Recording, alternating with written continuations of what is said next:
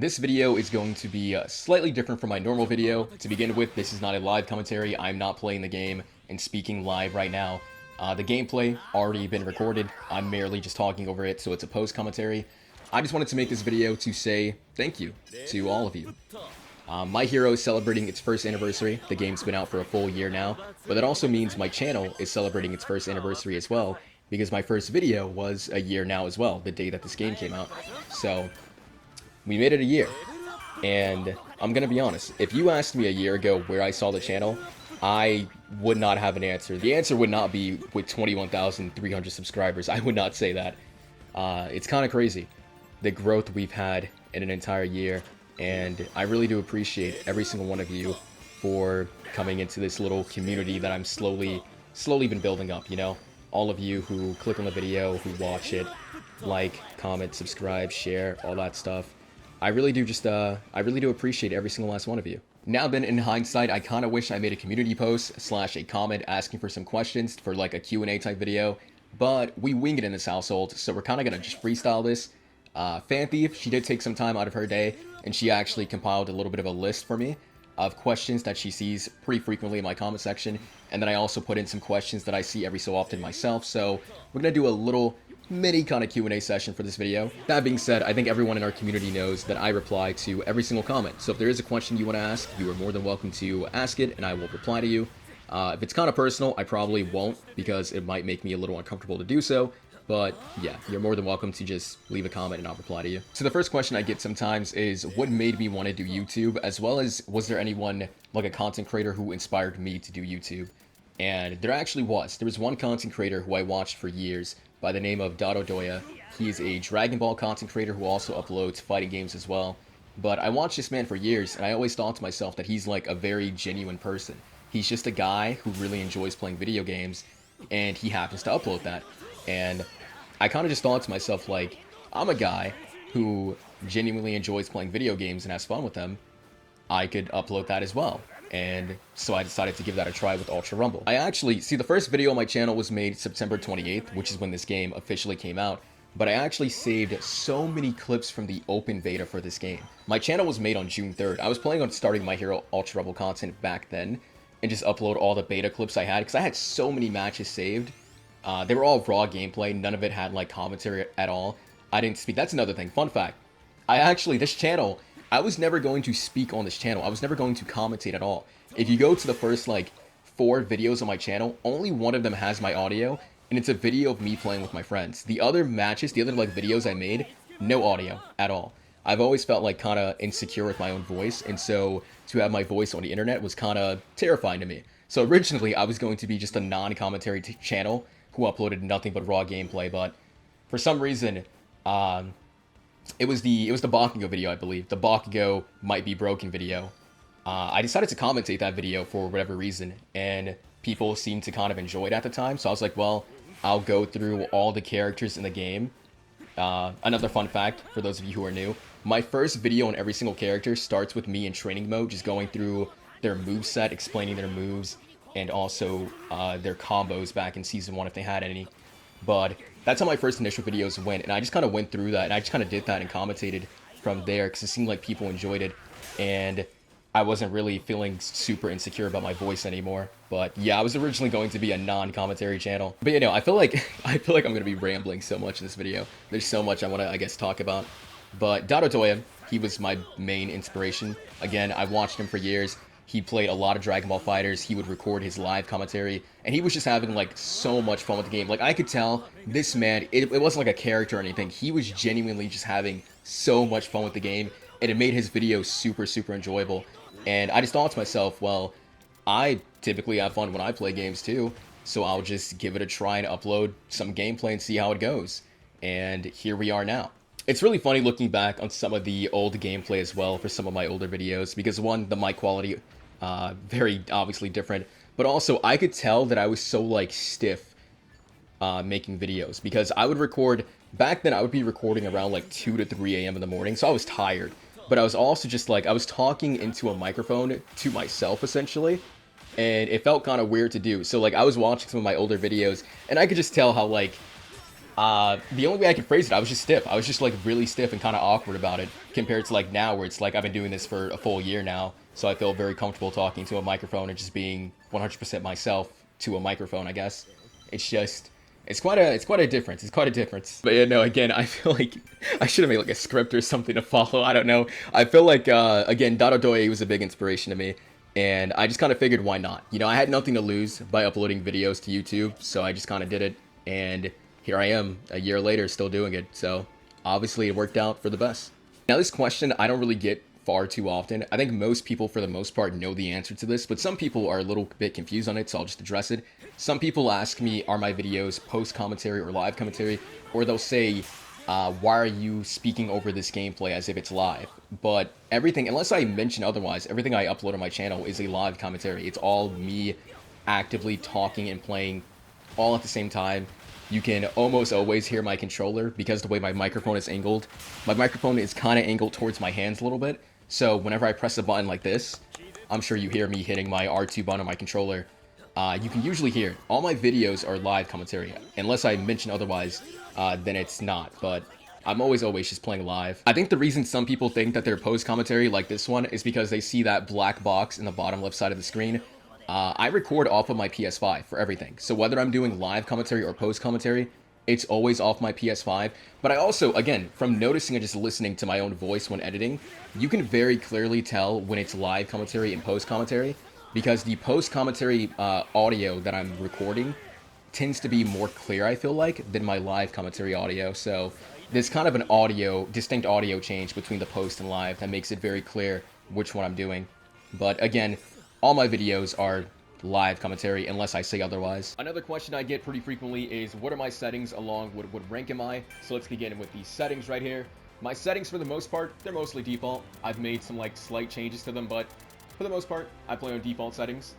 I think the main one I get asked about frequently is, how do I have the damage numbers adding up? And that's a setting right here under show damage. You can go all the way to the right and make it say show/high total, and now your damage will start stacking. And yeah, these are the rest of the settings. And as for ranking, somebody asked me, what rank am I this season? This season, that is agency. This season just began. So I have barely touched ranked. I played 3 matches, currently sitting in Pro 3. That being, or not Pro 3, I'm sitting in Pro 1. That being said, though, I have gotten Ace rank every single season, as you'll see right here.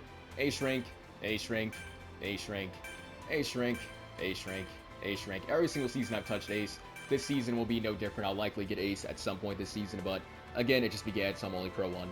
I also get asked frequently who is my main in this game, and I always say All Might, because All Might was always my first main, so he kind of has a special place in my heart. Truthfully, I've only really mained him, like, very frequently in Season 1 and 2. That's when I played the most All Might. Season 3, I started just playing a bit of everybody in ranked, to be honest. Season 4, that's when AFO got added, so I played a lot of AFO.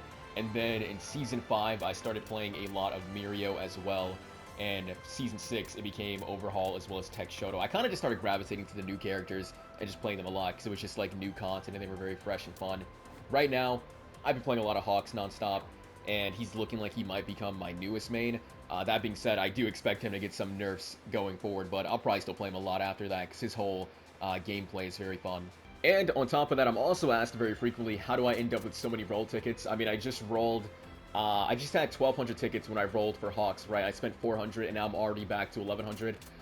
You get a lot of tickets in this game by just saving up your dailies, weeklies. This season, they added this thing right here, where you can actually claim this, and you get 350 tickets from getting level 30. You get 100 right here, I think you get a couple more, 50, another 50. You get a lot of tickets from claiming this, like, achievement research thing as well. And I was already level 30, so I got 350 from that. Not to mention the season rewards from likes, MVP ranking, agency rankings, all that stuff will all kind of add up and give you even more tickets. I'm also asked pretty often if there's any other games I plan on uploading on the channel. So far, my channel has exclusively been My Hero Ultra Rumble. I have not uploaded a different game so far. There are some games on my radar. Right now, Dragon Ball Sparking Zero as well as Marvel Rivals are the 2 games that I kind of want to experiment with on the channel. Ultra Rumble will probably still be my main game going forward, but I'll probably do some videos with those and just kind of see how you all like it. Now, a question I got on my first Hawks video that I kind of wanted to talk about. Someone said, over 1,000 comments and you're still replying to everyone. Do you think you'll ever stop at some point replying to people?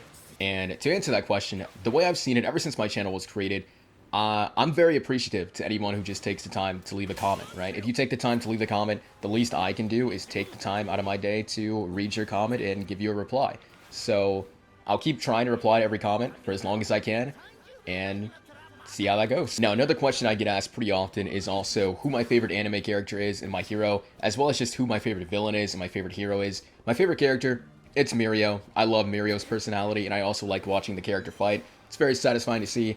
And then my favorite villain would probably be Gentle Criminal, even though he's technically not a villain. If it's just like a pure villain, it will probably be All for One because of what's happening right now in the anime, but Mirio is definitely my favorite character right now.